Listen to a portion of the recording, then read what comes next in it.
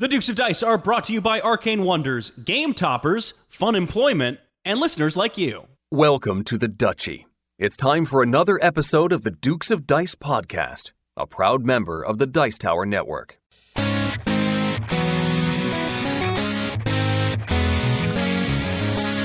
Coming to you from the Duchy in the Duke City, Albuquerque, New Mexico, and the Gateway City, St. Louis, Missouri, it's The Dukes of Dice, a podcast about board card and occasionally role-playing games. Today, the Dukes review Gugong by Tasty Minstrel Games. Then they'll take a look back at their review of Hail Hydra in their Dukes Double Take. And now, The Dukes of Dice. Hey there, everybody. Welcome back to the podcast. This is Sean. And also Alex. And this is episode 209, Hail Today, Gugong Tomorrow. Thanks for the tag team action on that title from Chris K and Jimmy DM90 over on our Board Game Geek Guild. Alex, what was the how did the assist work in the situation? So Jimmy, it was actually, I think, the first comment. Yeah, or not quite the first one. Chris K jumped in first. Then Jimmy DM90 came in with Here Today, Gugong Tomorrow. And then Chris K immediately jumped in and said, well, what about Hail Today, Gugong Tomorrow? Which got a good number of thumbs, and people seemed to like that one. There were some other contenders too, but we'll get to that at the end of the show. Yes, indeed. In fact, we name all of our episodes with the help of our awesome Board Game Geek Guild members. We're guild number 2008. Go over there and check that out every other week because we need some help. We need some help talking about games, and we post what we're going to talk about, and people throw some their own 2 cents in sometimes. Not for all the games, Alex. Nope, not for all the games, as we'll get to later on. Oh, some games just are forgotten, or they're just before their time, Sean. Yeah. So I want to say congratulations on your new job, Alex. Oh, thanks. What job is that you're falsely congratulating me on? No, aren't you now the staff photographer for the St. Louis Botanical Gardens? Are you there like every day? No. It seems like you're there every day. No, here's how this works. So you go there one day and you take a bunch of photos. So for folks who aren't following me on social media, which, by the way, follow me on social media at AlexG_human. Or don't. It's fine. I started up an Instagram account, and I've been posting daily pictures of the Missouri Botanical Garden. Now, despite common belief, I'm not there every single day, though I could be. On Saturday they have early morning walking hours where it's open, not like the cafes or some of the other parts of it, but the grounds themselves are open. And yeah, I took out my camera with a macro lens, and I'll get about 250 pictures, and I'll filter that down to maybe 12 that I like, and I'll post one a day for the ongoing week afterwards. So that's how it works. I'm not there every single day. I don't know. One day. Well, I know you don't know. What else do you have to do? I mean, maybe you're like, oh, I'm going to wake up. I'm going to go spend a couple hours at the Botanical Gardens. And well, look, I'm glad you asked. Searching for a job is now my full-time job. Okay. I am going to the gym more often, which has been good to get back to doing that. We're going to get swole together, Alex. Get swole bros. Board game swole bros. Hey, bro, do you even lift? That's all I do is lift, Alex. I'm a gym rat. All you do? It would seem to be bad for your law practice if all you did was lift. That would be pretty bad. Yeah. Oh, sorry, I didn't file that paperwork, Judge. I was busy getting jacked. Let me just real quick interrupt your story to say that there is one other attorney that I see at the gym, and she and I have a very bad relationship. We do not get along. And so we just pretend to not see each other. But oh no. Because normally Wednesdays I'll go at lunch because Wednesdays we got game night. And so we're always just we totally see each other, but just pretend we just don't see each other because we do not like each other. Anyway. Oh no. It's all her fault. It's all her, not me.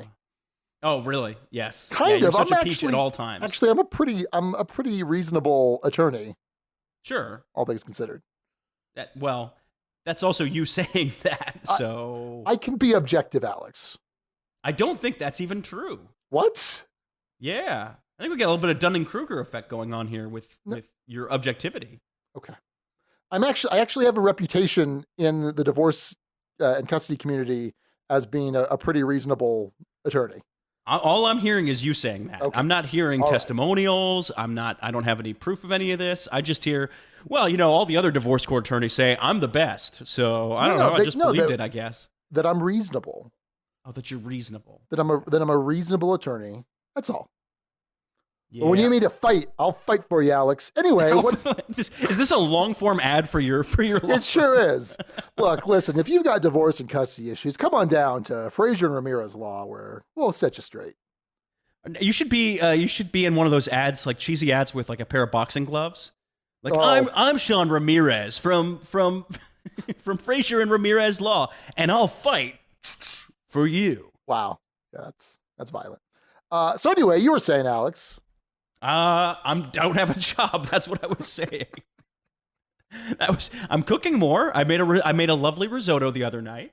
Yeah, it was pretty tasty. And who was it? Chris Whitpin was giving you crap on your knife skills with the basil, which looked terrible. So I was hungry. I'm gonna say. Well, look, I was hungry.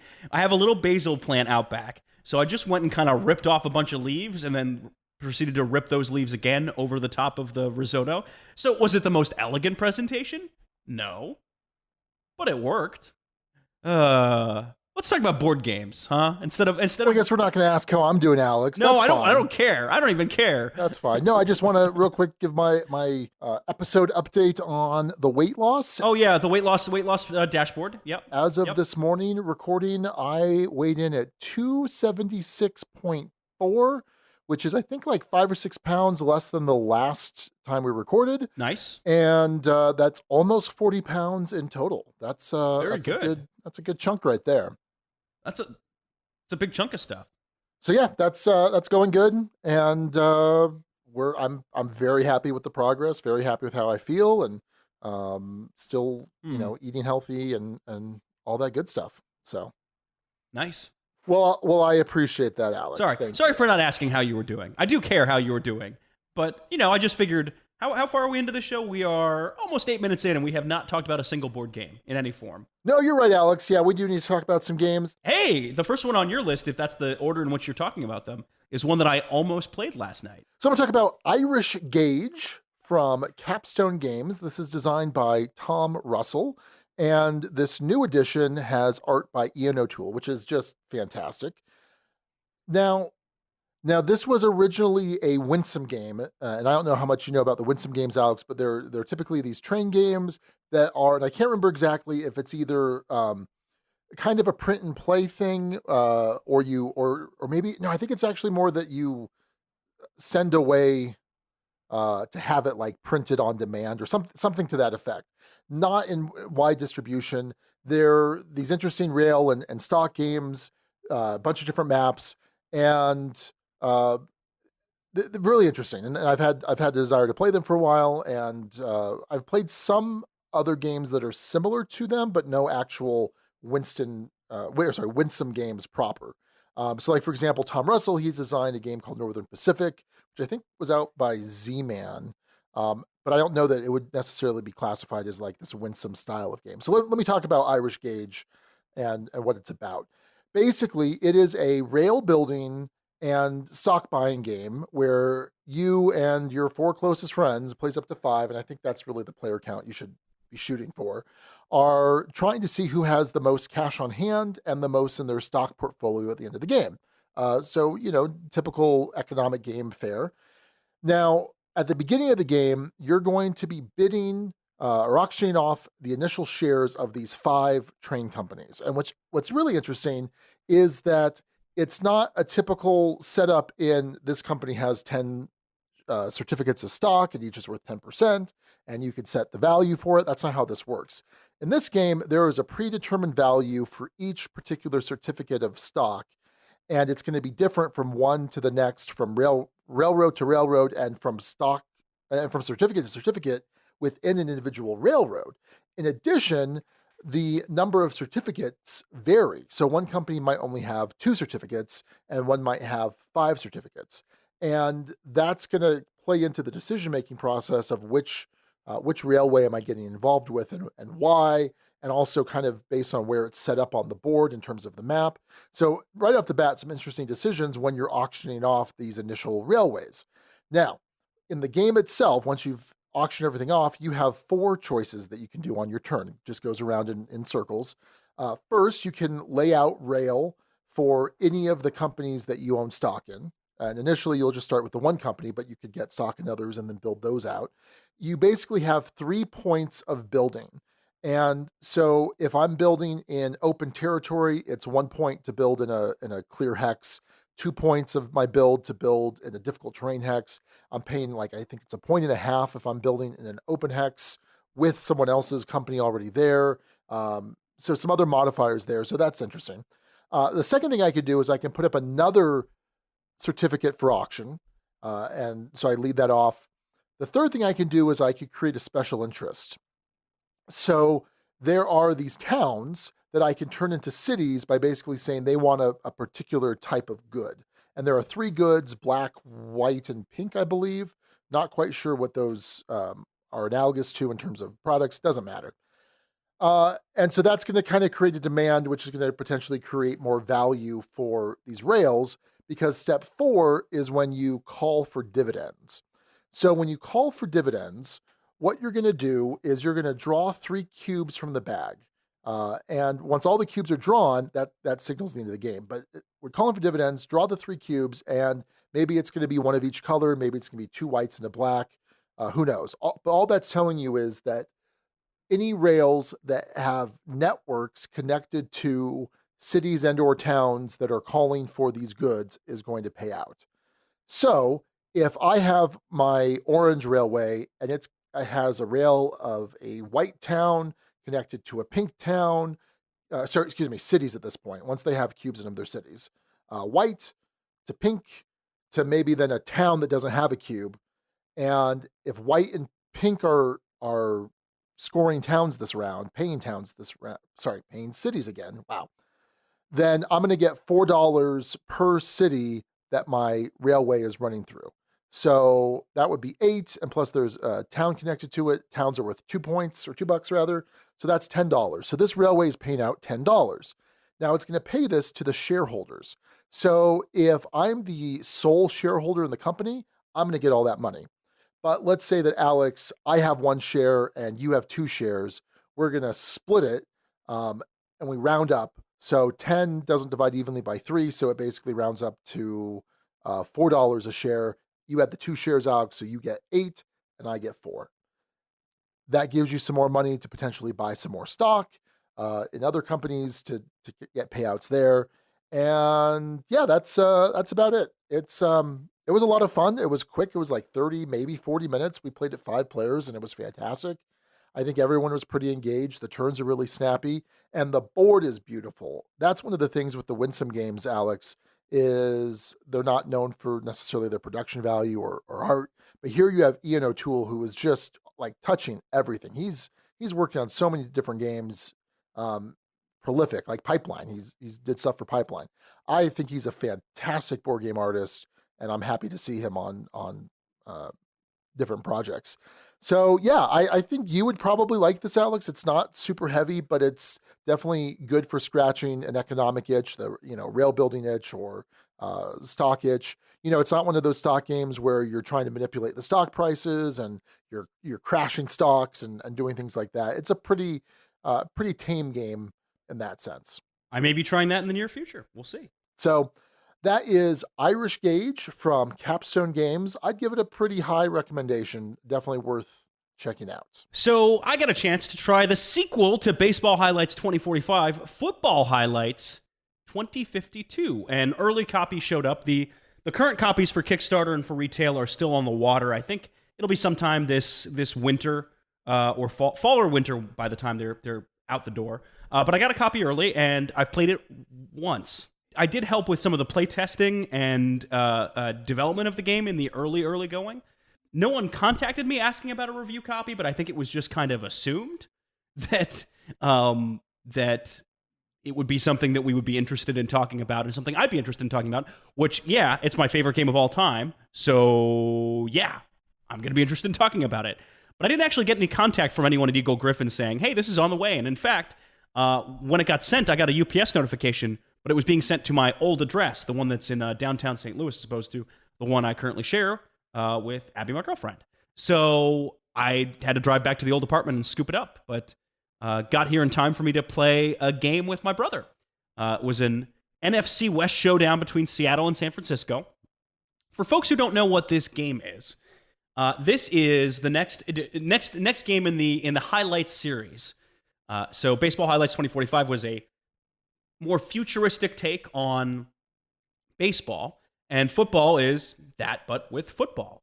Unlike baseball, where you have very distinct groups, you have naturals, which are basically humans. You have cyborgs, which are humans with modified pitching arms, and robots, which are robots.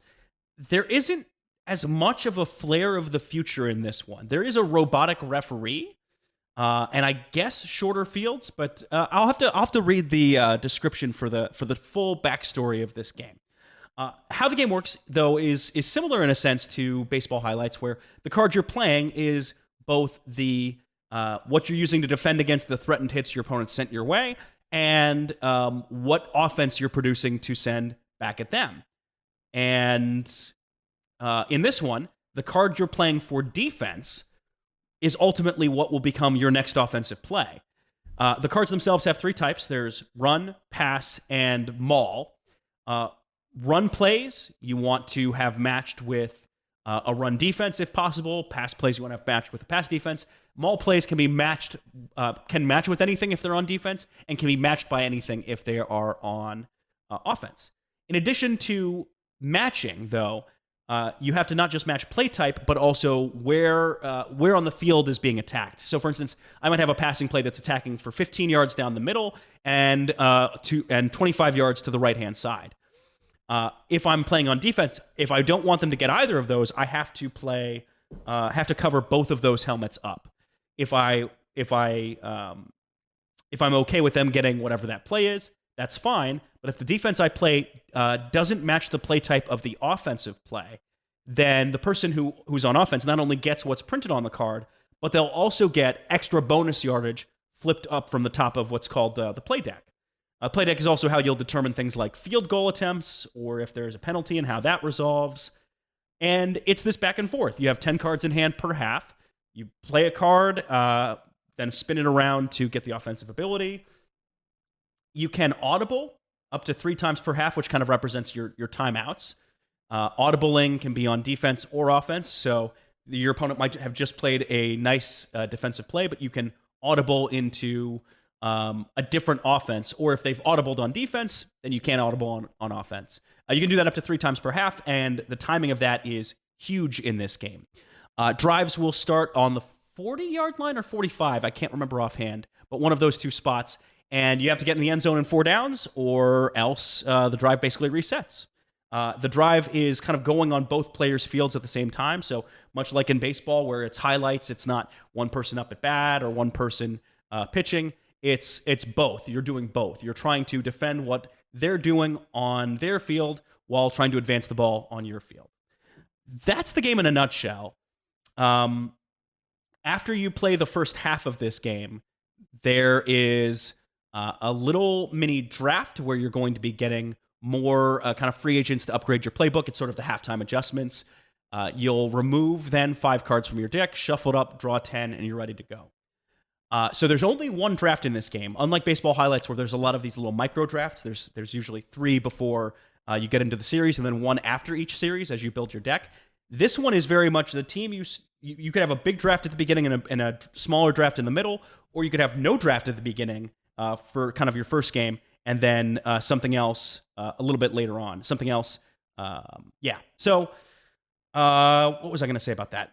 No, that's pretty much the gist of the game. Thoughts on it so far, and I've played this all along its development process, Sean, and seen how it's evolved, and seen where it's changed a bit, and seen where it's developed, and so it doesn't reach the same highs that Baseball Highlights 2045 does. I think this is going to appeal to a very different kind of player in a sense. Whereas Baseball Highlights has a lot of strategic depth that's pretty apparent right from the get-go. This one can sometimes feel like it's fairly luck-based, right? That I'm going to be trying to flip what's on top of the deck. I'm going to be making adjustments every now and then, and I think I need to play more with folks who are experienced with the game to really see that depth come into play. So far, it didn't have that same gut reaction, oh man, this is amazing, that baseball did. but I'm curious how the scene's going to develop in terms of building teams. I started with a starter team. Yeah, I feel like I'm fumbling around a little bit here. I think the gist with this one, Sean, is in baseball highlights, you know somewhat of what's going to be in your opponent's hand or deck and can kind of play to that. In this one, if you start with starter teams, unless you look through those teams before you play, it's going to be hard to know what you're actually playing against, what tendencies their deck is shifted towards. Are they more of a run-heavy team? Are they more of a pass-heavy team? What are they likely to audible into? What side of the field might they be attacking? And so some of those decisions and about the timing of when the most effective use of an audible is, there isn't quite as much interest in those decisions, at least off of just one play. I need to play it way more times to know for sure. But yeah, the initial feeling is we'll see. I'm still making up my mind about this one. How does that one strike you, Sean, in comparison to say baseball? You strike me as more of a football guy than a baseball guy based on past history. Yeah, I'm not sure, Alex. I played more football than baseball growing up. But I think I enjoy watching baseball more. Like I'd rather go to a baseball game than go to a football game. I do like Blood Bowl Team Manager. I do like Blood Bowl itself. There's also Pay Dirt, which is like did you ever play Pay Dirt? I haven't played Pay Dirt, but I have played a game called Tecmo Bowl or Techno Bowl that is fantastic. Okay. It's complicated, but it's fantastic. I like a lot of football games. So I don't know. I'm curious to try it. I mean, I enjoy baseball highlights quite a bit, and I'm definitely willing to give this a try. I think it sounds cool. I'm curious if the decisions will prove interesting enough for you. That's my big question. The timing of audibles is the big decision, and as your options narrow in your hand, oh man, do I try and match this play now, or do I just let them have the extra yardage and hope I can get some big offensive play? Because keep in mind, the card you're playing has both your defense and your offense, so I have to also consider what offensive play am I getting next out of this? Am I behind in the game? Do I need, can I afford to take a gamble here, giving up a bit of yardage in order to set myself up for something else? Or there's some cards that trigger off of if your opponent is close to your goal line, you stop the play. So it's kind of a nice little goal line stand kind of card. So yeah.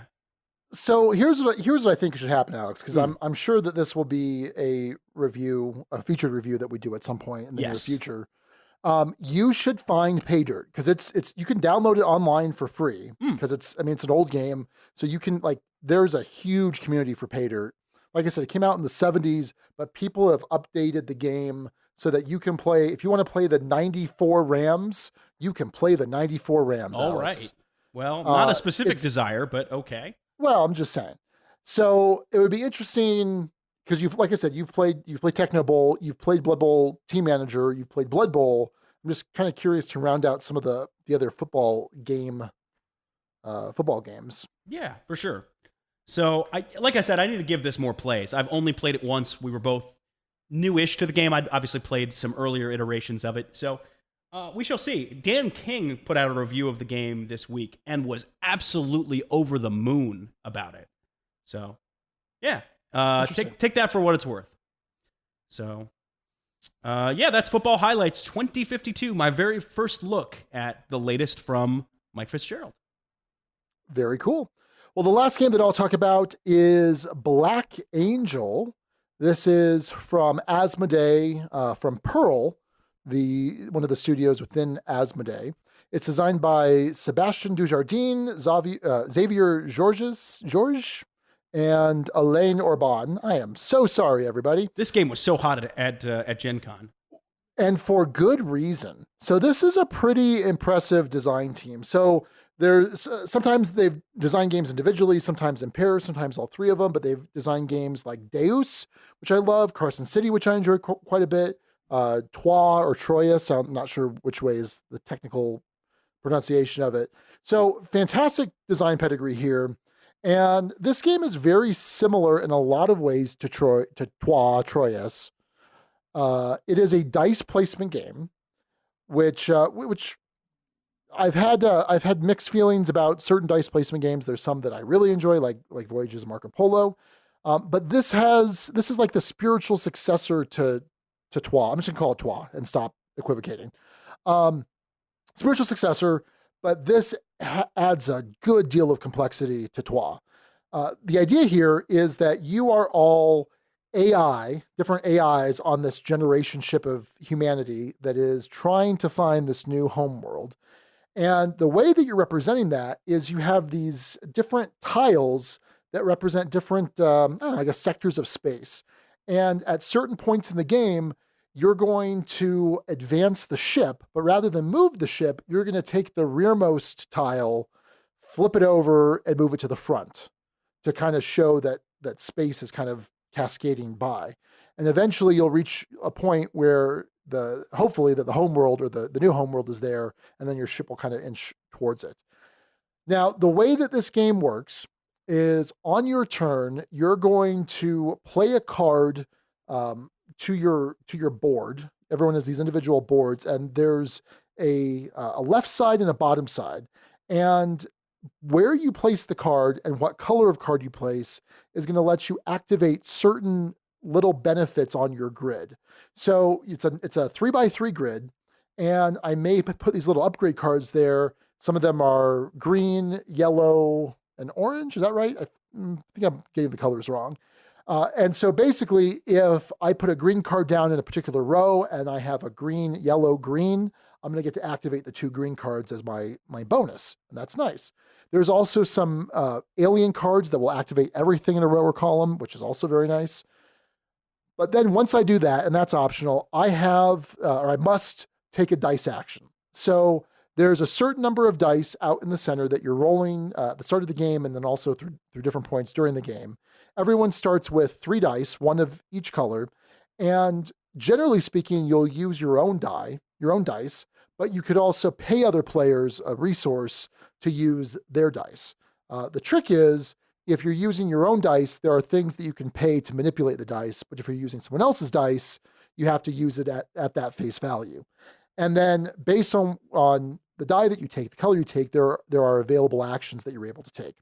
So one of the actions is to take a technology card, which you're putting on your player board that's going to help you trigger various things. Another action is to clear the ship of damage. So there are things that will happen that will place these alien attack cards out that will damage different sections of the ship. And if a section of the ship is damaged enough, it's going to reduce the effectiveness of taking a particular action. So you have to kind of clean that up. The nice thing is those points of damage that you clean up it's another set of resources that you can use for other parts of the game. There's a spot that lets you get rid of the alien attack cards, which also are cards you can add to your hand, like I said, to let you activate various things on your own board. But then there's also a spatial component, because there are 3 different spots to go out to different planets from your ship. You have these little smaller spaceships that come out of your ship that your little robots, which are another resource you have to manage, that they man. And they're going to discover these planets, which can give you some sort of either a new worker spot, a new action spot, or some sort of one-time bonus when that card gets sloughed off, when it falls off the board through the advancement. I think that was a mess. I think that explanation was a total mess, and there's a ton that I'm leaving out. This game was really good. Plays up to 4. We played it 3 players. I think 3 is the sweet spot. While we were playing a 3-player game, there was another game of it going on, 4 players behind us, and everyone seemed to be kind of miserable with that. I think 3 is really the sweet spot. I would play it at 4, but we'd see. It's good. It's very good. Like I said, it is very similar to Trois, but with an extra couple layers of complication added on to it. And sometimes that doesn't work. In this game, I think it does. I think there are times I might want to play Trois versus Black Angel, but it felt very thematic. You're controlling these robots, you're avoiding these alien attacks. There were a lot of opportunities to feel clever. This was a really, really solid game. I don't know what you would think about it it might be a little too much. You haven't played Trois, right? I have not played Trois. I think you would like Trois. It's a really solid dice placement game. Did you? I mean, because you said this got played, or this was a hot game at Gen Con, right? I did not play it myself, but yeah, this was. I think Nick from the Albuquerque group was asking me to scoop up a copy and bring it back, and they were sold out by the time he asked me to do that. So. Did you watch it get played at all, or did you see it on the table? No, I have no idea how this game plays in any form or fashion. I've heard it's complicated. You know what? It's it's Ian O'Toole art also. Oh, okay. And it's beautiful. Huh. It looks beautiful. It's fantastic. He's getting a lot of work, that Ian O'Toole. Yeah, that's what I'm saying, right? So yeah, I think this is definitely worth checking out, especially if your taste in games is more on the Sean side of games. It was a pretty crunchy experience, and I'm pretty excited to get this back to the table pretty quickly here. So that is Black Angel. Nice. By the way, that's the name of the ship, Black Angel. Got it. Well, that explains it. All right, I got in a game of something called Edge of Darkness. This is from AEG. It's designed by John D. Clare, which, if that name sounds familiar, it's because he also did Space Base and Mystic Vale, and is also. This is one of the games in that kind of card crafting series. So in Mystic Vale, for folks who haven't played that one, that's a game where you have the ability to kind of sleeve in upgrades to the cards. So the cards themselves are good, but they can get even better as the game goes on. It's one of those rare games that actually needs to be sleeved because those sleeves are integral to how the game functions. Mystic Vale was sort of the proof of concept game of this, it felt like. And Edge of Darkness is, I think, what was intended from this all along. It is the most bizarre deck builder I've ever played, if that makes any sense. So you'll get 3 cards on each turn. I'm going to do my best to describe this, but this is a beast of a game. So let me start with how long it took first. We played 4 players. It took about 3 hours with Teach. Your absolute favorite. Yeah, not ideal. Especially because you only have 8 turns in the game. The game plays over 8 rounds, and you have basically one turn per round. It's split in a little bit to where at the start of each turn. Well, and let's get back into it. Okay, so you have cards. You have these guild hall cards. At the start of each round, you are going to be drawing new threat markers. These threat markers are going to be dumped into kind of a cube tower that's going to spread them out between 3 cards that could potentially attack. Once a card gets up to a certain number of cubes inside of it, it's going to attack and deal damage to the player who has the most cubes of their color in front of it. If 2 players are tied, it attacks both.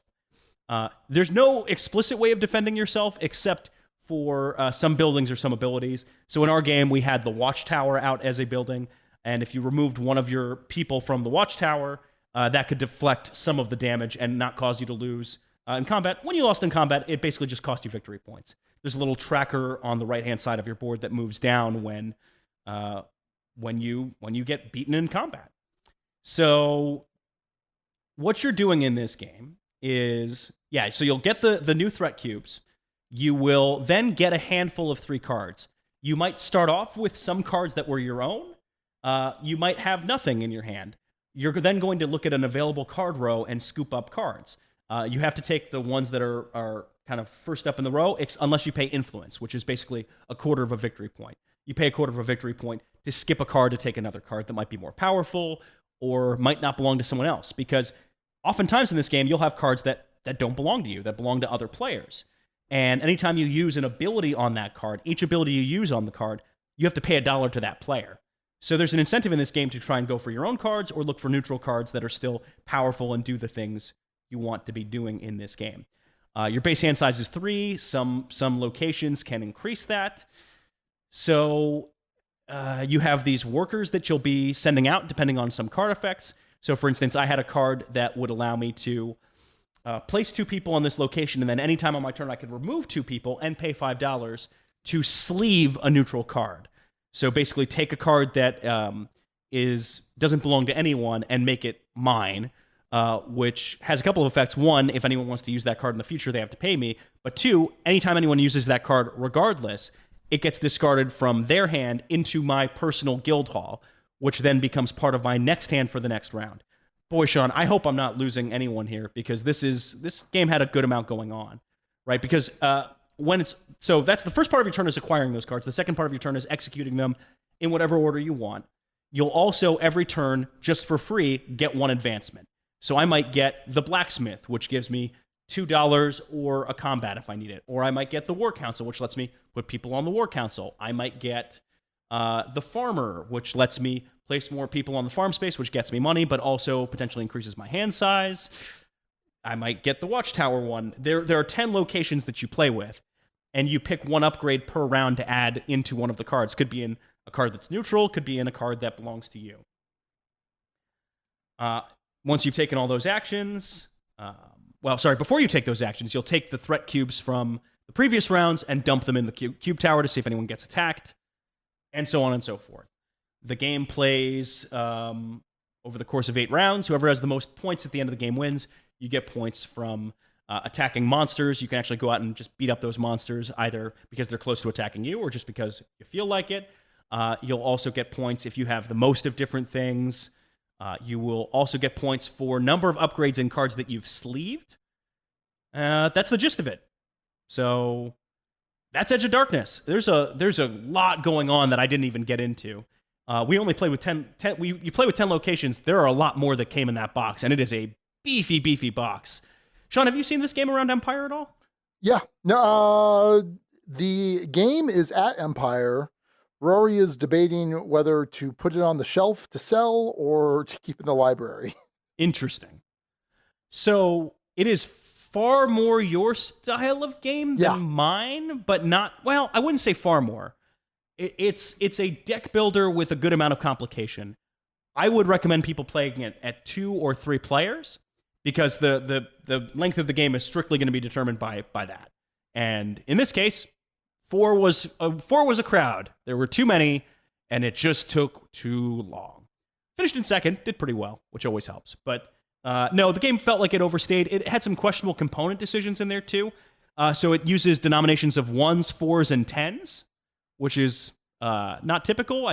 Typically, you'll see 1 3 or 10 or 1 5 or 10. I don't know the specific reason for that decision. I guess because some of the individual coins, influence, and goodwill are working a quarter point. They're each a quarter of a point for you at the end of the game. So this quarter point thing, I guess, plays into it, plays a role. That's really what I could think of as to why they did that. Also, the tracker that they give you to track your the amount of points you'll get from not being attacked, basically, is they have it set up like these triangles on this track, but the marker they give you to move doesn't really fit. It's smaller than that, but it's not the shape you would expect. I don't know. There were some weird component decisions, but it was still enjoyable, and I think it's one that's certainly worth trying out. So that's Edge of Darkness from AEG and John D. Clare. And that's some of the games we've been playing. Let's head on over to the news desk.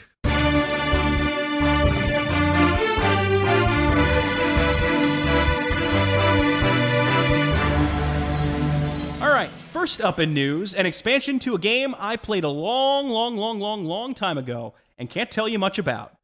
It's Terra Mystica, the Merchants of the Seas expansion. Sean, you spotted this piece of news. Does this intrigue you? Yeah, it does a little bit. When we reviewed Gaia Project. We is not the right word for that. Oh, sorry. That was completely unintentional. Yeah.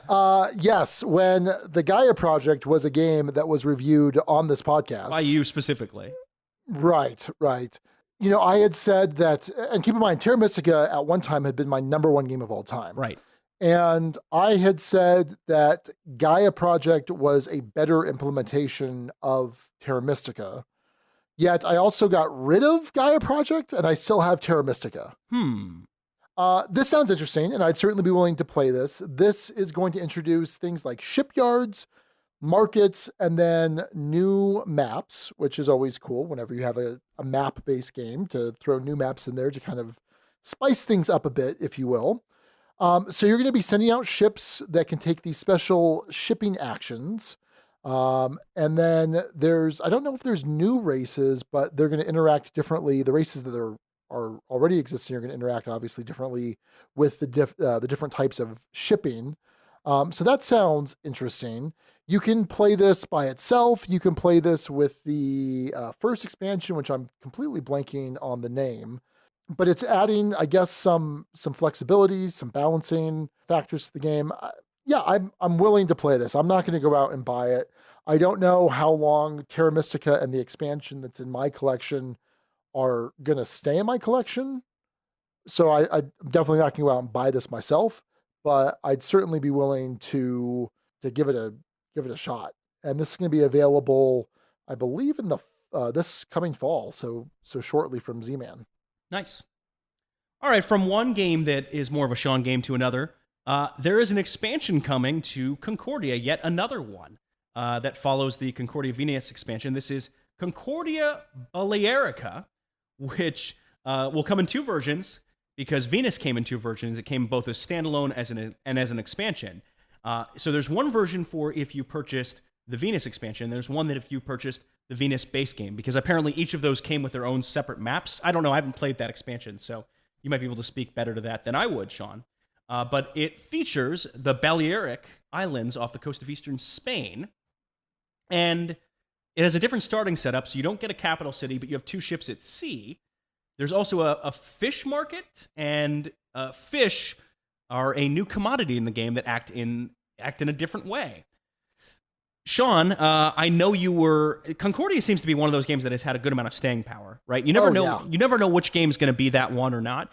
But for gamers, that one, Terraforming Mars, it's just firmly in that category of games that have outstayed a lot of their peers. So is this an expansion that you are excited about, intrigued about, will likely pick up? I don't know, Alex, because I haven't played the Salsa expansion. I haven't played the Venus expansion. I haven't played any of the expansions. I've certainly played the base game a bunch, and I enjoyed the base game quite a bit. When we reviewed it, I think I gave it a 5, and I'd probably still keep it at a 5. So I like it quite a bit. I'm definitely, again, this is something I'd definitely give a shot and definitely play, and it sounds interesting. I like this idea of, so it's a hand management game or a deck management game where you're playing these cards from hand to move your colonists and your ships around the board, to collect resources, to sell stuff, to build up on these towns to help you get even more resources. And there's a cool deck building almost element. It's not a full deck builder, but no, I like the game a lot. And so again, I'd certainly give this a shot. I don't know that I'm going to rush out to buy the expansion. It's not something that Raquel and I would necessarily play at home. Sure. But it's something, it's curious. I haven't thought about this game in a while to bring out on a Wednesday night, but there's no reason not to. I mean, it's a great game, and I think it's fairly easy to teach. So if we have, someone new to the group, I mean, I wouldn't call it a gateway by any stretch, but I don't think it's a super complex game that still offers a good amount of interesting decisions for more seasoned gamers. Yeah, I've seen it on tables a lot at conventions. That's been the setting that I've seen it a ton, and it just, again, it seems to have that staying power. So more content for it, never a bad thing if you are a fan of that game, which I'm okay with. Maybe if I played it again, I would be even more into it than I was before, just from shifting tastes, because it's been a while. It's been a while since I've played a game of Concordia, so who knows? But anyway, new expansion coming for that one, so check that out. All right, lastly, let's talk about Kickstarter, and we're talking about Root, the role-playing game. Root, the role-playing game.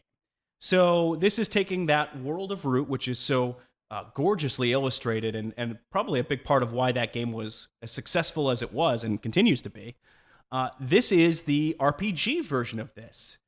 Sean, from a thematic perspective, did you ever think that this would be a world that you'd want more in, that you'd want to play in, that seemed appealing to you? Not really, Alex. Not really. Did you? Kinda. Yeah, I mean, it's cutesy, it's interesting, and there's certainly a story there, but it's interesting to see them take that, another step. So the description of this, it's talking about in Root, you play vagabonds, outcasts from normal society of the woodlands, who have come to live in the spaces between, whether that's in the forest themselves or on the fringes of society. That's the publisher description. You are competent and skilled. You have to be to survive as vagabonds, and you aren't tied down to any particular place or faction. You might be a badger arbiter, serving many sides and resolving conflicts and defending their interests. You might be a cat scoundrel, sliding on your mask before you sneak out into the darkness to cause mischief and mayhem. You might be a wolf ranger at home in the wilds and the untamed places of the woodland. Sean, I will tell you why this, I think, is actually a really, really smart move. The thematic elements of Root had me more intrigued to try it than I would normally be, right? At its core, it's not the kind of game that's super appealing to me. This sort of faction combat, focus on knocking other people down, a bunch of different rule sets, complicated, hard to get into. But the art and the look of that game and the story that it tells was appealing to me and continues to be. And I found myself intrigued. I find myself intrigued by this conceptually, and I think it's a smart move because I think it's going to capture a lot of folks who are in that same kind of camp. But for you, not so much. Don't want to play a wolf scoundrel or a badger arbiter? No, not really. Although, sometimes I have a very difficult legal case, and I think to myself, man, if only we had a badger arbiter to help us here. I know. Man. But no. Yeah. So this one didn't catch Sean's attention. No. If it catches your attention, there's PDFs versions of both the base rulebook and then there's a kind of an expansion rulebook for this RPG. $20 for those PDFs. If you want just the hardcover edition of the base game book, $40. Base plus expansion, $75. Both books in a special satchel, $100. And then there's another deluxe level or two above that. It is, unsurprisingly, met its funding goal. It's at about $220,000 as of the time of this recording. And that project ends on October 20th. So that's Root, the role-playing game. I want to play more role-playing games, Sean. And I find myself stymied both by my constant sleepiness and your constant inability to be available on Monday nights. So... Hey. Let's be careful there. All right. I was pretty careful. Hold on. So I know. I slept. We're supposed to show up. Yeah, well, it wasn't great. I know, but hold on. You brought this up, so we're gonna put this out there. One time. So we had a D&D. One time. Hold on. It's the egregiousness outweighs the fact that this was an isolated incident. So Aaron, Lindsay, Suzanne, you and myself were playing D&D on once a month basis, once every 5 weeks probably is more accurate. And we were all ready to go, all set, ready to go. And where's little Alex? Alex, are you here? Alex, where are you? Yeah, you were asleep. You were asleep out. And we all scattered. We all dispersed. And that was it.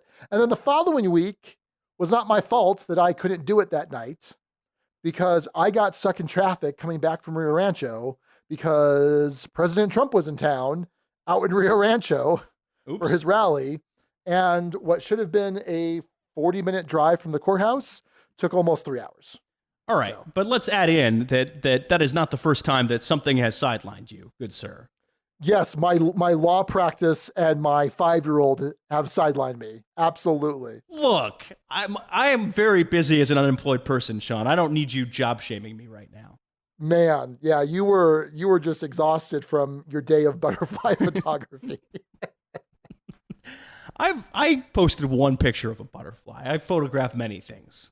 Okay. One of which was a butterfly. It's part of this recent set.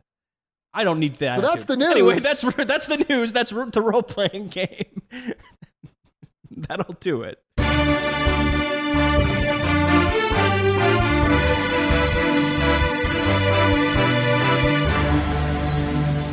Toptonia.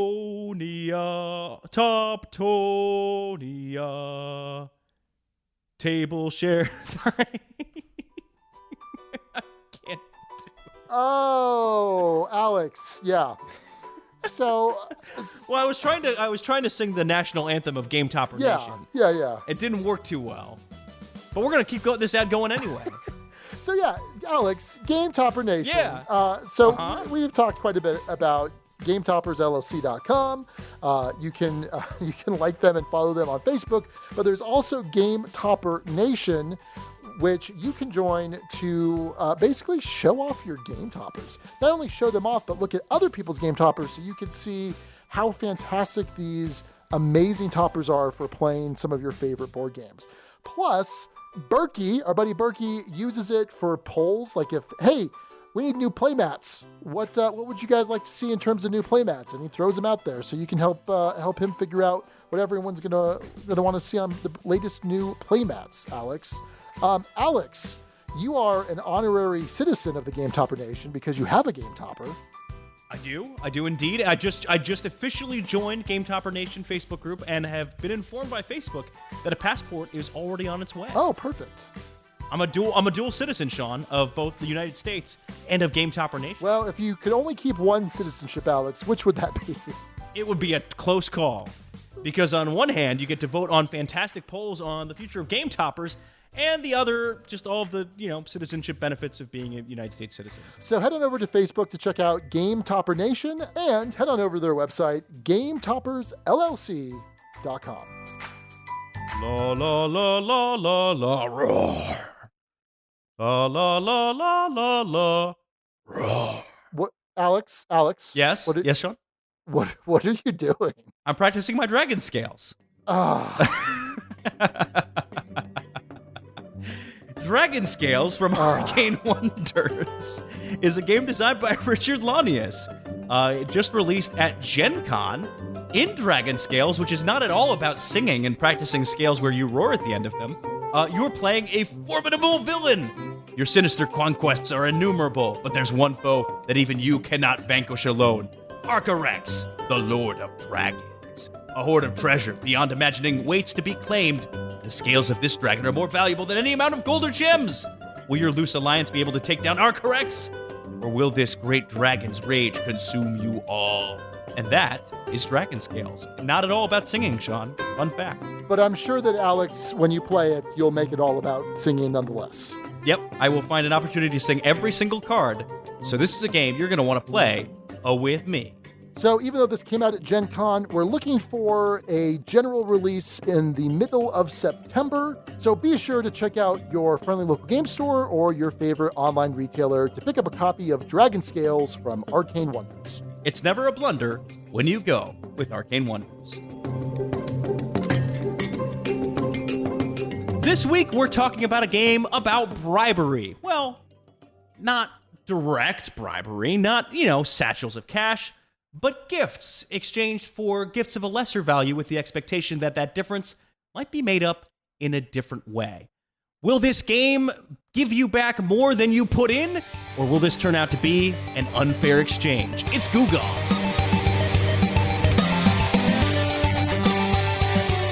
So Gugong was released here in the US by Casey Minstrel Games. It's designed by Andreas Steding. You may know him from his work on Hansa Teutonica, also the Stauffer Dynasty, which was another game, Alex, that you did not help review. I think I was out of the country at that point. Yes? No, you were no. This was a while ago. This was like year one. Oh, you wow. were super sick. We recorded like the first 15 minutes, and then you were dying, and then Raquel jumped in to help with the review because you were almost dead. I don't remember this game at all. Yeah, I don't know that you do. Hopefully you remember Gugong. You got plays of Gugong in, right, Alex? I did get plays of, yeah. No, I didn't want to set up some sort of elaborate story. I certainly got plays of Gugong in, including a very rare solo play. Oh. Yes. That's interesting. So Gugong is for lack of a better term, a gift-giving game. Some might call it worker placement. I think you're a little bit safer calling it action selection. And the idea here is that you're trying to curry favor with the Emperor of China, and you're doing this by going to court and interacting with the various officials and courtiers in the empire by giving them gifts that honor them, which are going to get you favor with the Emperor. Ultimately, it is a victory point game. It's a Euro game. And it's played over 4 different days. And in each day, there are 3 different phases. There is the morning phase, which is sort of the setup. There's the day phase where most of the actions occur. And then there's the night phase, which is some cleanup and some, I guess, end of round scoring for lack of a better word. All right. So the board is divided into 7 sections. There are basically 7 different action spots. There is a harbor action that you can take.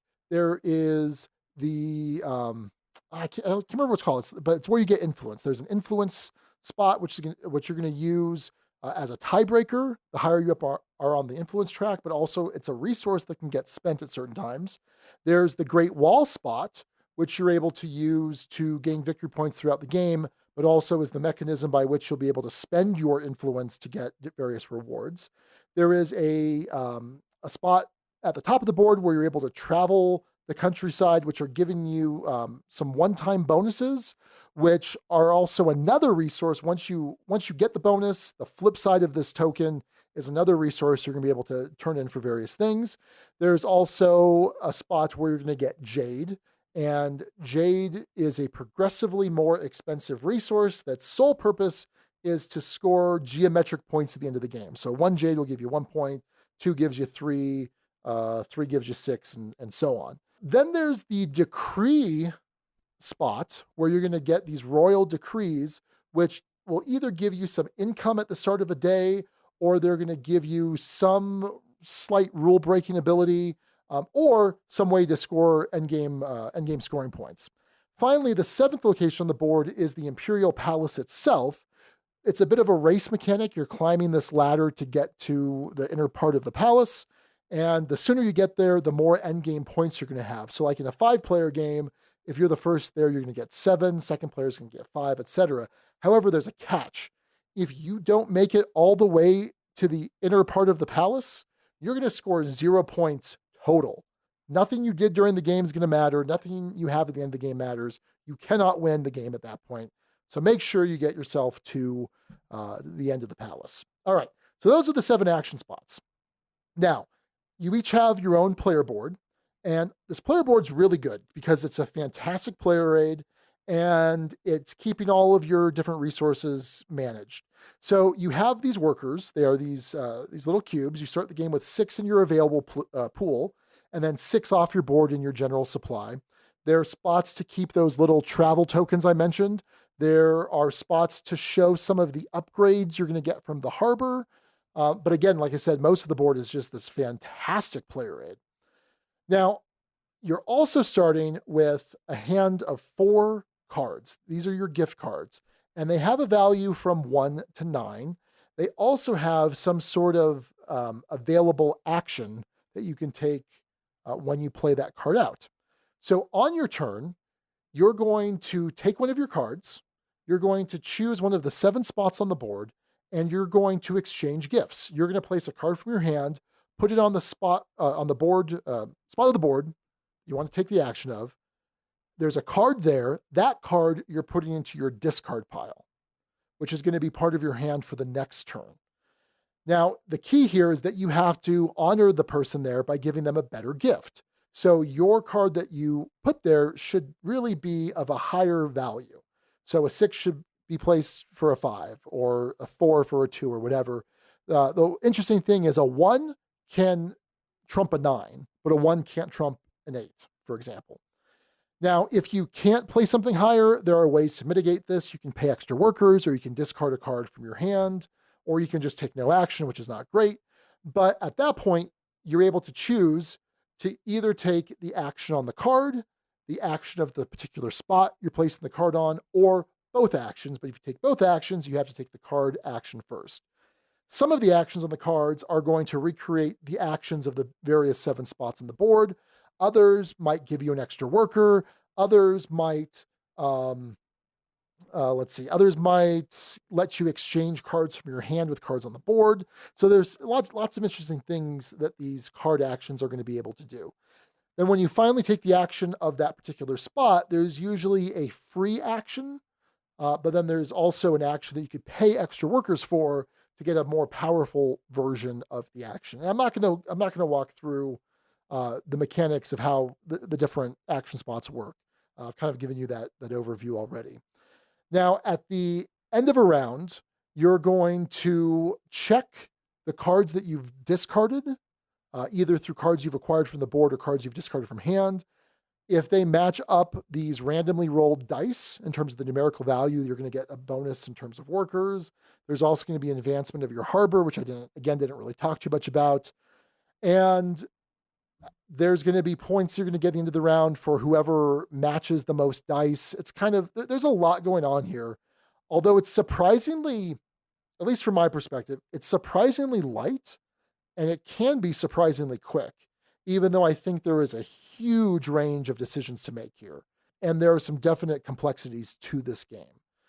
I'm leaving a ton out, but that's the gist of it. So Alex, what were your initial thoughts? How did we come to decide to even review Gugong? We were a little bit lost. We were thinking maybe Tapestry might be the next one, but that one hasn't quite made its way to you just yet.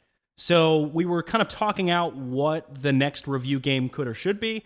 And I think we timed it stupidly because the timing was based off of the expansion campaign, which as of the time of this recording is still live, but it will not be by the time this episode drops, even for early folks. The Pan-June Deluxe expansion from so great timing by us, but I think that was part of the factor of it too, was, oh, this is on Kickstarter now. And also it's a game that certainly had gotten a lot of discussion that I think was reasonably hot or interesting. It might have also come from Browsing Miniature Market. That's my memory. Does any of that line up with anything you remember? Yeah, I think so. And I'd also watched the tail end of a 5-player game about a month ago. Mm-hmm. And Eugene was a big fan of the game. Other people were like, yeah, it's really interesting. It looked interesting to me. And I think the big thing for me that made me interested in it was how much it looked like a What's Your Game game. What's Your Game being one of my favorite publishers. And that obviously it had a lot of appeal to me. And also the designer is fantastic. I enjoy Hansa Teutonica. I enjoy Stalford Dynasty, even though I got rid of Stalford Dynasty, but I still enjoy it. So yeah, I had high expectations for this game. So I didn't know anything about it. So my first impression, if anything, came from receiving the box, opening it up, and reading the story on the inside. And this story of a time in China where there was this, weird form of bribery where you weren't allowed to outright bribe officials, but you could give them a fancy gift and they might give you something else back in return. And as soon as I read that, I was like, oh, this has some interesting potential. This could be, I wonder how this is going to be implemented and how this is going to play out in the game. So that alone caught my attention. That was my first impression was, oh, that sounds like an interesting take on things. I'm curious how this will play out. So I didn't know anything about the game itself, had not really heard much about it, but this gift exchange concept really caught my interest from the get-go. What about you? Well, yeah, like I said, I mean, I was pretty interested in this game based on the designer and also the play that I'd watched a bit of at the end. Got it. Hey, let's talk rulebook. Did you learn this one from the rulebook or was it taught? No, I sure did learn it from the rulebook. And holy cow, what a fantastic rulebook. I thought it was a really solid rulebook. You're looking at me quizzically. I'm trying to remember. So my very first play and how I learned this game was through the rulebook, but it was through a solo game. It was through that solo play. And so there was a lot of flipping back and forth from here's how the game normally plays. Yeah. Here's how it plays in the solo mode. Here's how the game normally plays. Here's how it plays in the solo mode. And so it was well laid out, but it took some time to get through it. Anytime you have a solo mode, anytime you have some sort of automa, it's one thing to learn the basic mechanics of the game, but then it's another thing to learn the algorithm of the solo play. Right. So I could see how that would definitely complicate it. No, the first play of this was actually 2-player on a Dukes of Dice date night with Raquel and I.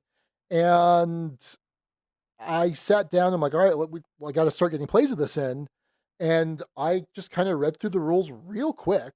Kind of one of those, actually I didn't read through them. It was more, I'm teaching from the rule book for the first time without having known anything else. I hadn't watched a video, hadn't done anything. And we picked up on it pretty quickly. And so I don't think we had any struggles with it. Part of it is it's a deceptively simple game in terms of the underlying mechanics. But I think the rulebook was also quite good. Yeah, I mean, it's pretty clear about, hey, when you make this exchange, you do this. If you can't afford it, do this. And it's supported by iconography on the board as well. So I think it does a decent job from the board layout and from the rulebook explaining how things work. I certainly didn't run into a lot of rule issues during a normal play of this. During solo play, there were some moments for sure of, oh, it's this, oh, it's that. The only thing I got specifically confused about was the exchange, that when you exchange a card from hand, the card that you play, you get the card action of, and that. I thought it was the card that you received from the exchange, you'd get the card action of, and then the location action. So that hurt me for the very first round of the solo play. But beyond that, it was pretty well down. I felt pretty comfortable with this one. Sure. So it wasn't terrible to learn from the rulebook, but if you're learning it solo for the first time, there were some moments of diciness for me for sure. But I don't know if that's a totally fair characterization. No, I think it's a well laid out rulebook, and I certainly didn't find there was a lot lacking. Well, what about the art and components? This is one of those boards where they've got a whole lot going on in terms of like the landscape and little scenes and vignettes. What did you think of the art? So you mentioned it appealed to you because it looked like a What's Your Game game. Mm-hmm. That holds no appeal to me. I've never really liked the look of their games. So I thought the art was fine. It certainly wasn't anything memorable or anything that excited me. I don't think it held the game back. You know, the art on the cards showing what gifts are exchanged all makes sense. There was, I'm jumping a little bit ahead to iconography here, but they have on the cards, on the very bottom, they have the card action that you get, but in the top left corner, they also have the number and the card action you get. I think in case you're kind of flipping through them a little bit, kind of side, just trying to get a little peek at the corner of the card. That confused me for some reason. I don't know. I don't know why. It sort of felt like an addition that wasn't super necessary.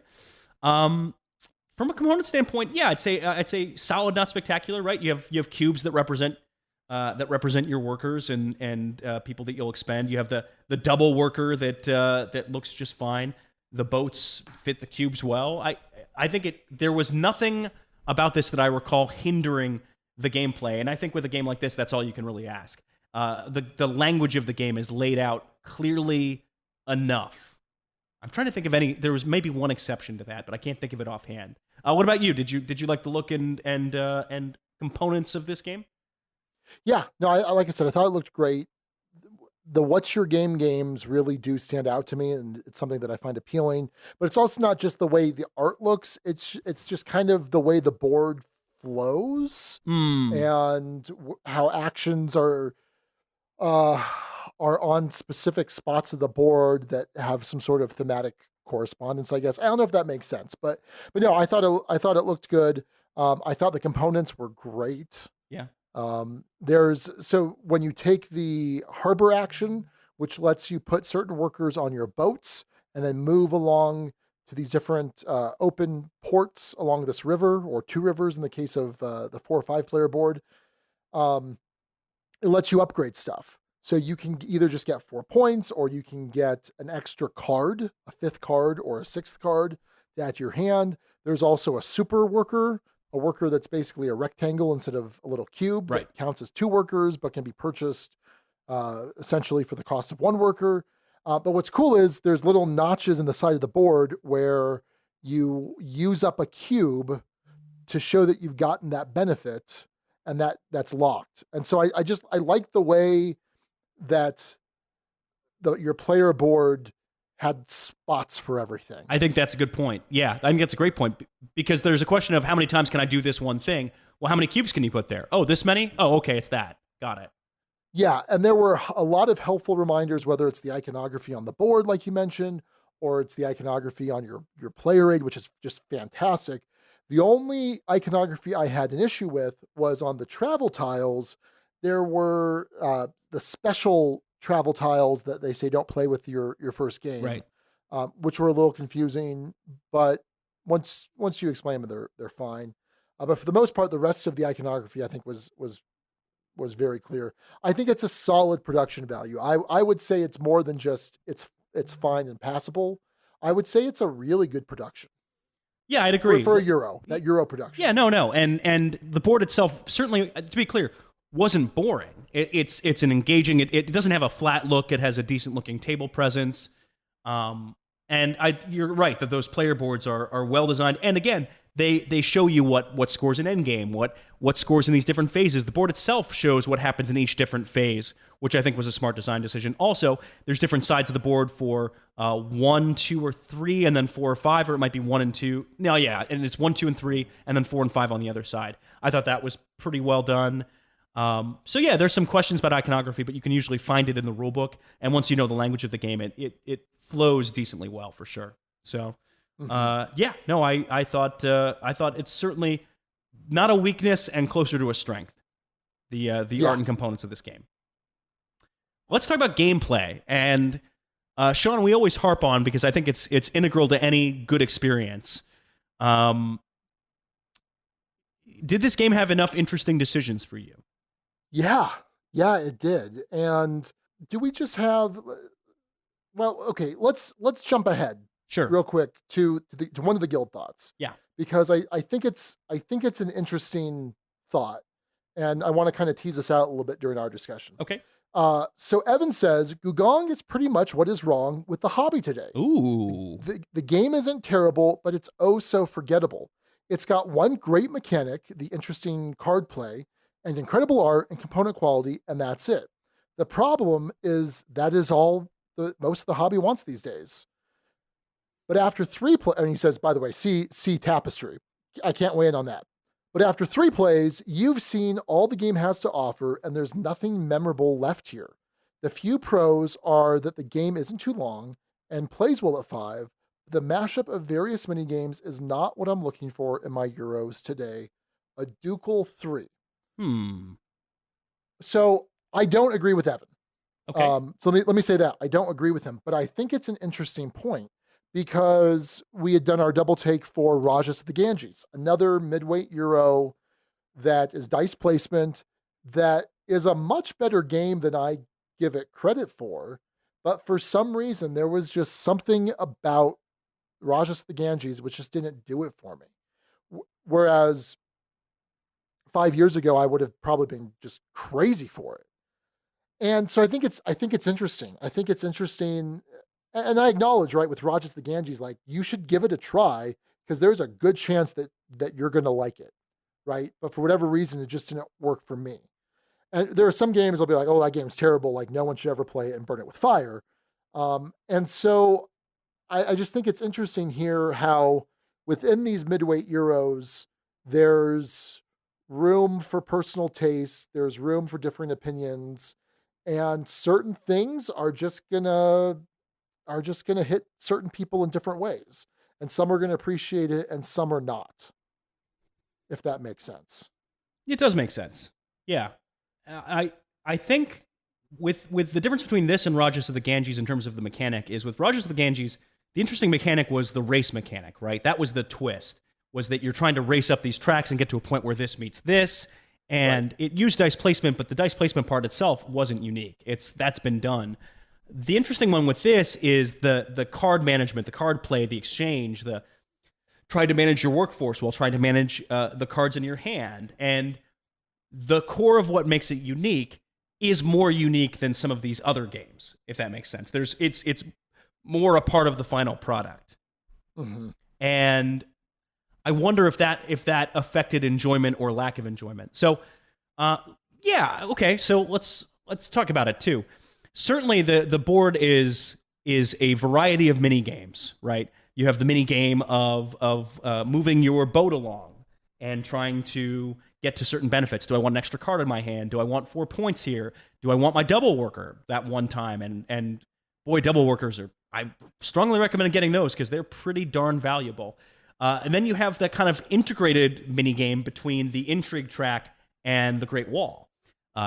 Making sure I have the proper placement to win, making sure I'm high enough on the intrigue track to win ties if I need to, or to spend to get a ruby. You have the one where you can outright buy rubies, and that's a bit of a race, where if you can spend the necessary people, you can get rubies dirt cheap. And if you get enough of them, that's a pretty viable way of going about things. Or there's that decree area. Get points straight up from that, including some that provide good endgame points, or get these ongoing benefits that tie into some of the other tracks, or traveling around, and those tie into the other tracks.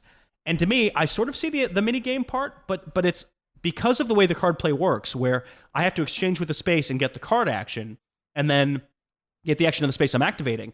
it's more integrated than that, right? Oftentimes I'm activating 2 locations on a turn, or I'm activating 1 location and getting workers back. But it's not that you have to do a little bit of everything in this game.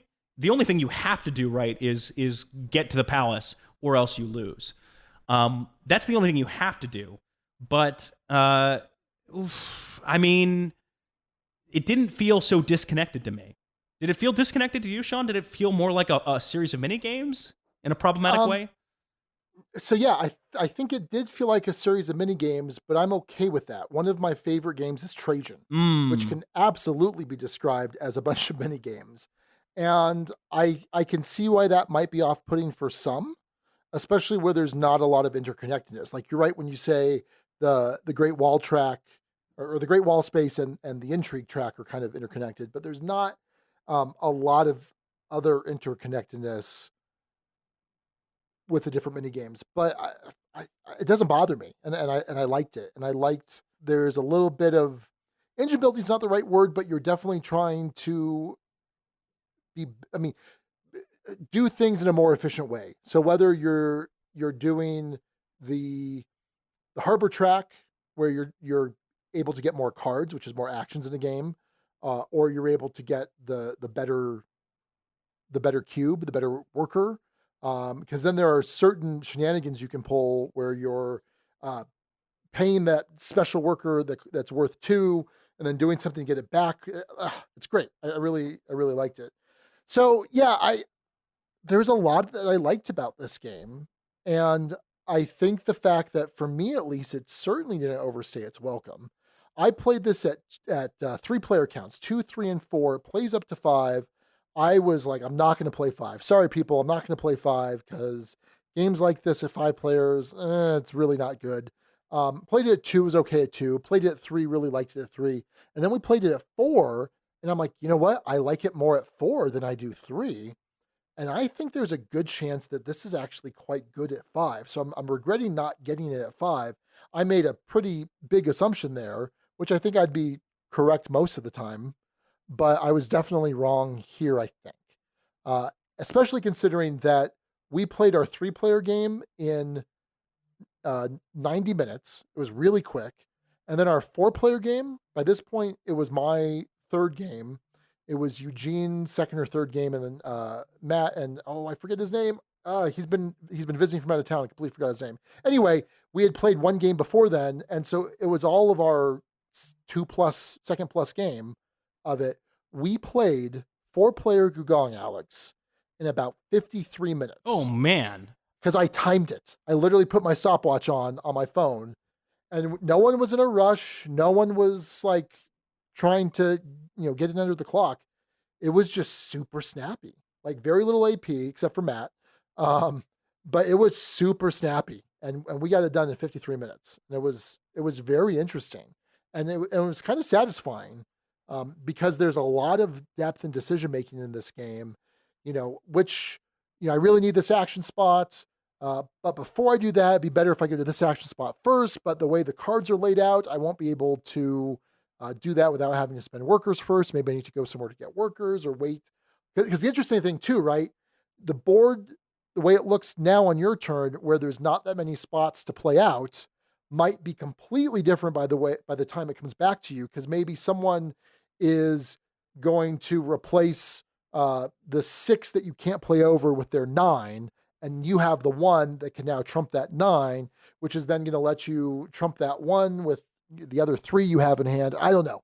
It was really interesting, and so there was some interesting tactical play here too. I definitely go into a day thinking, all right, here are the things I would like to accomplish this day, but whether or not I'm actually going to be able to do that's a whole another situation. Well, so think of all the decisions you're making in this one decision of a card to play on your turn. You have to decide on several factors, right? Can I do this? If I can't do this, can I pay the additional cost, right? Can I pay an extra card from hand, or can I pay the extra workers? Which of the 7 spaces am I choosing? Am I going for destiny cards? Am I going to win that battle? And regardless, do I need to do that to ensure I have enough income for next round, so I have enough workers in front of me, because it's tied into that.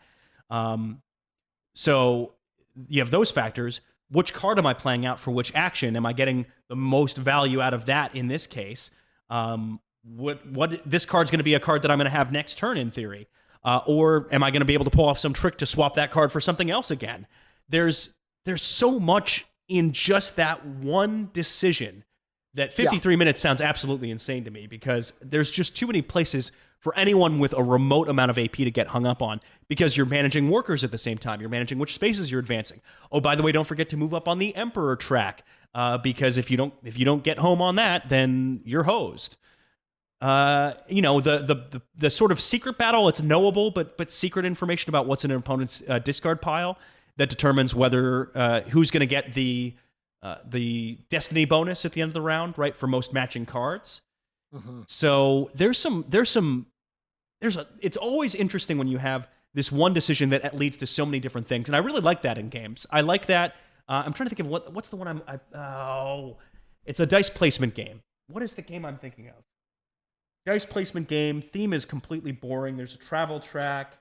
There's like a little thing you'll sit the dice in to show that it's yours. A little thing you'll put the dice in to show that it's yours. It's a little possession marker under the dice. There's a travel track. You run your person around. That's one of the strategies you can win. You're advancing on income tracks. What is the name of this game? It was a hugely hot game last year. I don't know. I have to look it up. This is going to drive me crazy. It sounds familiar, but I'm blanking on it. I think we've reviewed it. Dice placement game. It's possible. We review a lot of games. I know we do. Oh, this is going to drive me. So let me say this while you're trying to figure that out. Yeah, it's going to take me a second. I think what's interesting too is everything's important. And I agree with you. You don't have to do a little bit of everything, but everything is incredibly powerful, right? The harbor track makes you better, just better in the game, right? Because it's giving you extra actions to take through new cards that you gain, or it's giving you better workers, or maybe it's giving you points. The influence track is incredibly important because sometimes you need to break ties. You need to break ties when we're talking about the Great Wall point scoring, which I'll talk about in a second. You need to break ties when we're talking about the Destiny dice, which is also worth points that you score every night. And then also, those are things that you could spend either in a pinch for extra workers or for Jade. Similarly, the Jade spot is really important because there are some really good ways to earn points at the end of the game by having Jade. If you have 5 Jade, that's 15 points. Games are ending in like the 20 to 45 range for us. 15 points is not nothing. And then the Great Wall space is fantastic because you can score a ton of points throughout the game. The way it works is you're putting out 1 or 2 workers onto the Great Wall space, and then once it reaches a certain threshold, whoever has the majority there, again, with a tiebreaker of the influence track, is going to score 3 points, plus they get a bump on the palace track. Their cubes get removed. Everyone else's cubes stay there. So everyone kind of has a fighting chance to eventually win that. But if you keep going, I mean, there was one game where I was just going nuts on the wall track, and I just was earning so many points throughout the game.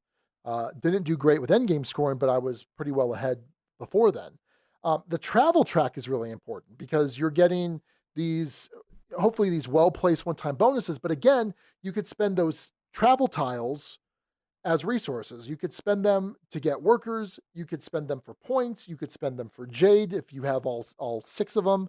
And then the decrees are incredibly important too, right? Because they're either giving you income or they're giving you, there's like one that gives you a discount whenever you're traveling. Normally it costs you 2 workers to get a double bump on the travel track. Now it only costs you 1. Or it gives you a discount on the decree track itself. And then there's the endgame scoring points. So like everything is really good, and I like when I feel like I have to make a tough decision between a lot of good options. Yeah. But of course, as the game goes on, those good options kind of narrow for you based on what you've been doing. Because maybe I've been ignoring Jade. Well, I don't care so much about the Jade, but maybe there's an 8 there on the Jade track, and 8 is one of the Destiny dice. Because if you ignore the Destiny dice, again, this is asking you to collect cards in your discard pile of the same numerical value as these Destiny dice. Not only does it give you extra workers for the next round, but whoever has the most matching cards is getting 3 points plus a palace track advancement. which is huge. Like there was one game where I was just working really hard at just that, which was giving me a ton of points and giving me a bunch of workers so that I could have extra workers to pay whatever I needed to be more flexible and other things. This was good. I really liked this game, Alex. The game was Coimbra, by the way. Oh, Coimbra. Oh, yeah. Coimbra's great. We did review that. Yeah. But that was another one of those that had a lot of layered decisions in that one decision. Yeah. So, and it's reminiscent of Coimbra in another way for me, too. And I'm curious what your thoughts are on this, Sean. Replayability, variability. Obviously, you played this one a few times in preparation for this review. Is this one that's going to hold your interest for future plays as is, or does it desperately need that expansion to come out? Yeah, I don't know, because I was definitely thinking about that. So I think what Evan said that, you played a couple times and you're good, that could be. But I'm also more accepting of that in games. Part of being kind of a cult of the new person, realizing that, hey, I like this experience of playing new games. And if I can play a game 3 to 5 times and enjoy myself and that's it, that's okay.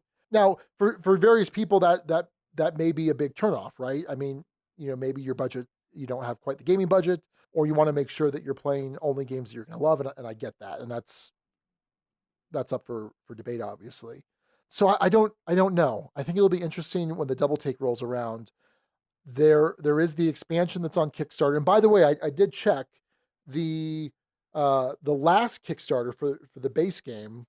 They did do a late pledge. So it's possible, I don't know for sure, that late pledges will be available because you can get the deluxe version of the game by itself or with the current expansion, or just the expansion or whatever.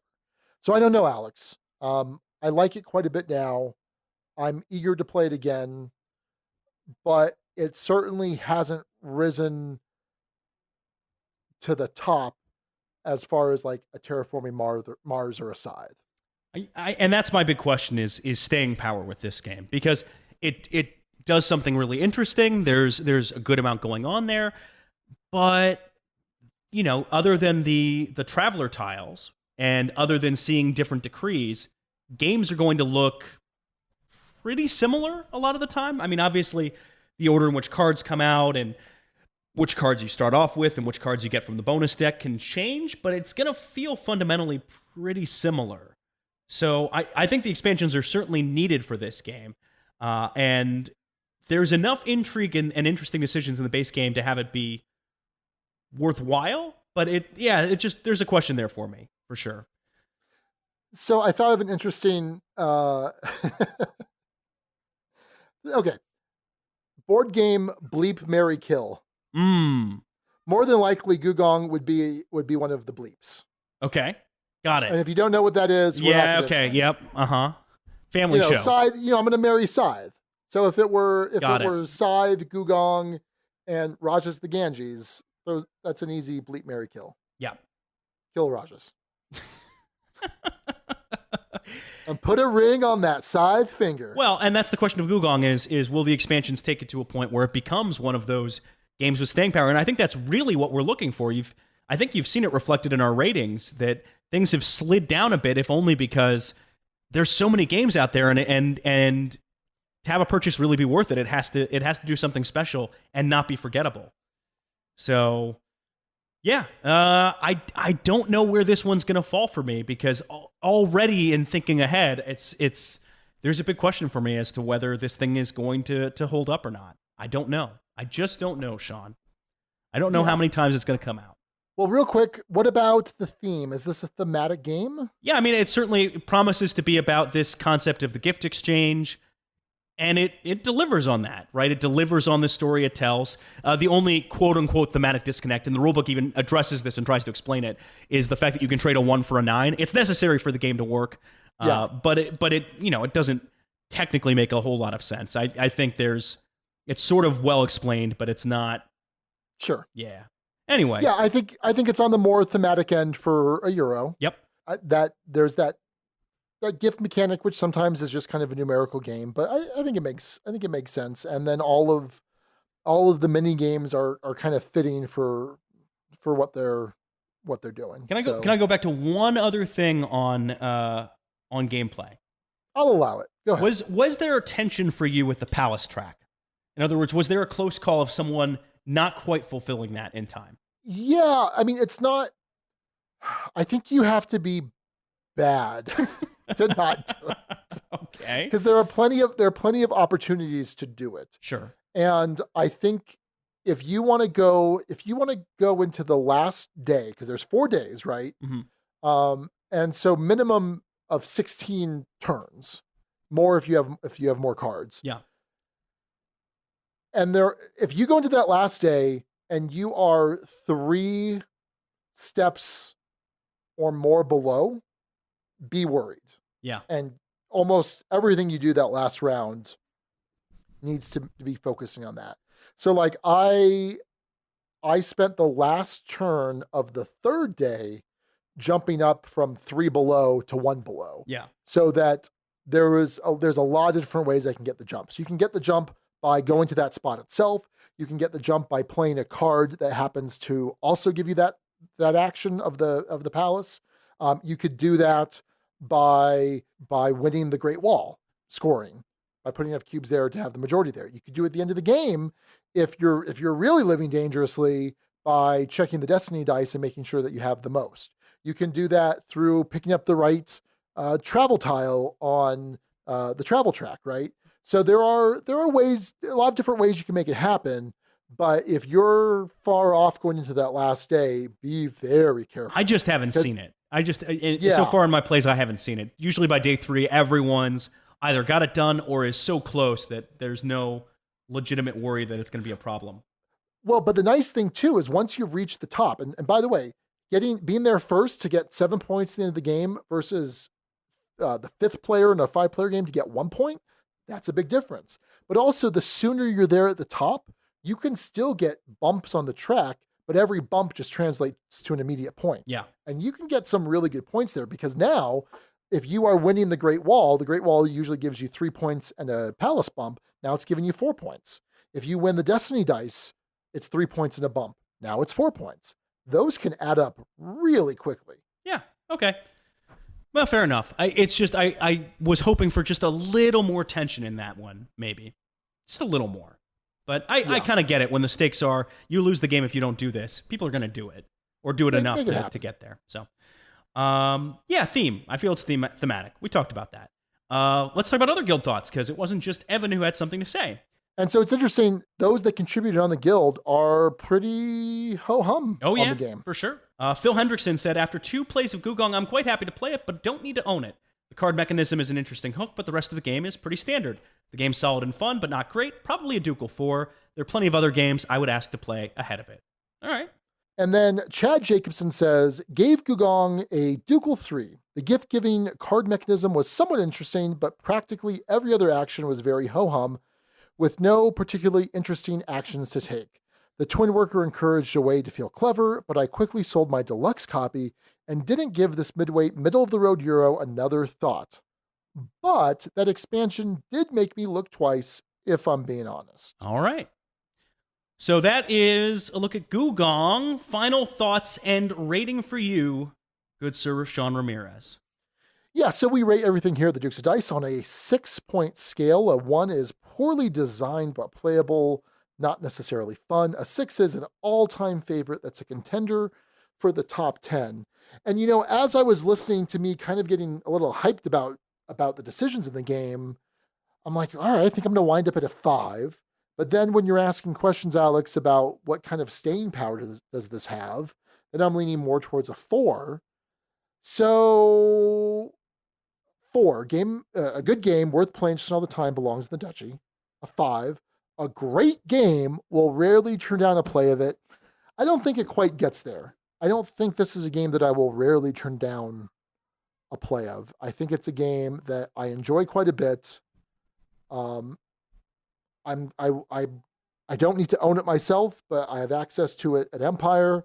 If when we do the Empire Gamer Garage sales, a lot of times Rory puts a game out for the shop to sell, and sometimes we got to do a little work to make sure it stays in the shop, or one of us in the group picks it up.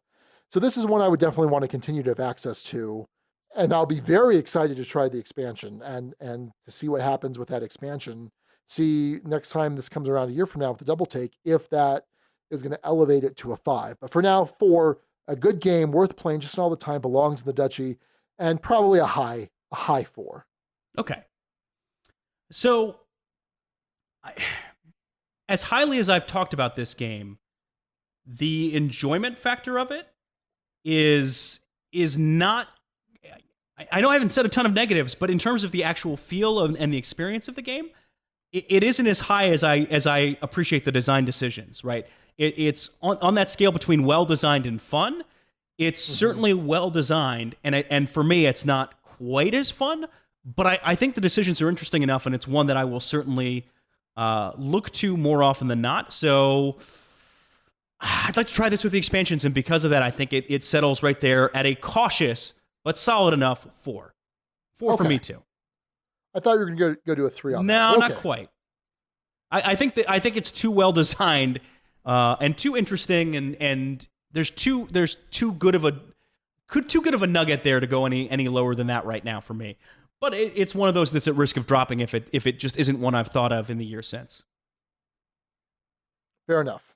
So that's the Duke's review of Gugong, a high 4 from Sean and a cautious 4 from me. You are listening to the Dukes of Dice, proud members of the Dice Tower Network. For other great shows in the network, check out dicetowernetwork.com. Back to Alex and Sean for this week's Dukes Double Take. All right, on to the Duke's Double Take, and boy, Sean, I think this is going to be a quick one. This is going to be a really quick one. Episode 184, Shield and Sword, where we reviewed the game Hail Hydra. I gave this one a low 3. Said casual gamers and Marvel fans might be satisfied by this, but it seemed to overstay its welcome at higher player counts. You gave this a 2. You said you'd never play this game again. It overstayed its welcome. No real deduction in a social deduction game. The Guild didn't have any thoughts on this now or then. Have you played this game since, Sean? Have you even thought about this game since? No. In fact, I got rid of this in one of the aforementioned Gamers Garage sales. This is purports to be a social deduction game with a Marvel theme on top of it. Some of you are Hydra members. The rest of you are, Marvel superheroes, Agents of S.H.I.E.L.D., whatever. And you're defending New York against these different villains that are popping out. And at some point, the Hydra members may reveal themselves and you're like voting people out. But one of the things I love about social deduction games, and this is where that comment of there's no real deduction in the social deduction game, is I like the little clues that you're gleaning from very limited information. And that's when I feel clever in these social deduction games. And there was just none of that here for me. I like Marvel themed games a lot. I like Marvel IP, but no, this was just not a good social deduction game. And I think you've got one good Marvel game. Well, that's not true. Not one good. Legendary is good. But of all of these kind of more recent Marvel games that have come out from not really your hobby publishers like Thanos Rising, Wakanda Forever, and Hail Hydra, I would definitely say that Thanos Rising, which is USAopoly, different company. Thanos Rising is a lot of fun. It's kind of a weird game, but it's a lot of fun. This and Wakanda Forever, no, thank you. Wakanda never, and poop on Hydra instead of hailing it. Yeah, and we were talking before the episode, and you said, "Yeah, I won this review," and you did. It's a 2. I had not even remotely thought about this game. It just wasn't interesting enough, and it was on the low end of a 3 even when we reviewed it. It's slipped even further since then. So no, a clear 2 from me too. So all right, well that's gonna do it for our Duke's double take of Hail Hydra. More like Fail Hydra. Oh, nice. Fell from a 3 to a 2 for Alex, and stayed at a 2 for me. Well, before we wrap things up, let's look at the rest of the episode names, the best of the rest. Baker Mitchell had 2 of them that I considered, so I'll give you both. New York State of Ming, New York referencing the fact that Hail Hydra is set in New York, and Ming is actually, I believe, the name of the Automa player. It may also be the dynasty of the game. I don't know for sure. Yeah, the Ming dynasty. Yeah. And then Don't Look a Gift Hydra in the Mouth. So that was pretty solid. So that's Baker Mitchell. All right, and then Tim Tix suggested Forbidden Apple, kind of going off the Big Apple theme of New York, again from Hail Hydra, and then the Forbidden City with the Chinese theme in Gugong. Yep. And then BJ with an assist from the Name Father with Bang-a-gong, Bang-a-gong, Bang-a-gong. That's about as good as I can get with that song. All right. Yeah. Good stuff. Good times. All right, and then Striker J, because I'm going to leave the tough one for you, Alex. Oh, yeah. Striker J suggested the Gugong Show. Yep. And that one was pretty popular on there. It also introduced me to Gene the Dancing Machine. Who was, you had not been familiar with that before. He is a stagehand who was dancing during segments, and then they just brought him out in front, and everyone just went absolutely buck wild. So Gene the Dancing Machine. Now I know of Gene. So thank you for that, everyone who was talking about the Gong Show. And then finally Ben Ogden, and we always love these ones that take a long path to get where they're going. So he says, there's a fairly popular ice-water Pokemon from the Kanto region. Both ice and water can be found in the title of the double take, Hail, Ice, Hydra, Water. Furthermore, the review game Gugong rhymes with Dugong. It's Dugong. So that was his episode title suggestion, which I don't think we were ever going to pick, but was certainly amusing. So there you have it. All right. Well, thanks, Guild. Appreciate your help in naming that episode. But that is going to do it. Alex, let's get out of here. This has been episode 209. Hail today, Gugong tomorrow. Again, thanks to Chris K and Jimmy DM90 for that tag team action. Until next time, this is Sean. And also Alex. And for old time's sake, Hail Hydra, everybody. Thank you so much for listening to the Dukes of Dice. Today's episode was recorded in the Duchy on September 19th, 2019. Our theme music provided by Carbohydro M from his Prime Legacy album. The Dukes of Dice are a proud member of the Dice Tower Network. For other great board gaming podcasts, check out DicetowerNetwork.com. And for all the latest in the Duchy, go to DukesOfDice.com. Find us on Twitter at Dukes of Dice. Join in conversations on our Board Game Geek Guild. Find us on Facebook and subscribe to our YouTube channel. Thanks to our sponsors, Arcane Wonders and Game Toppers, LLC. You can learn more about Arcane Wonders at ArcaneWonders.com and find out more about Game Toppers at GameToppersLLC.com. We'll see you back here in 2 weeks. Until then, game on.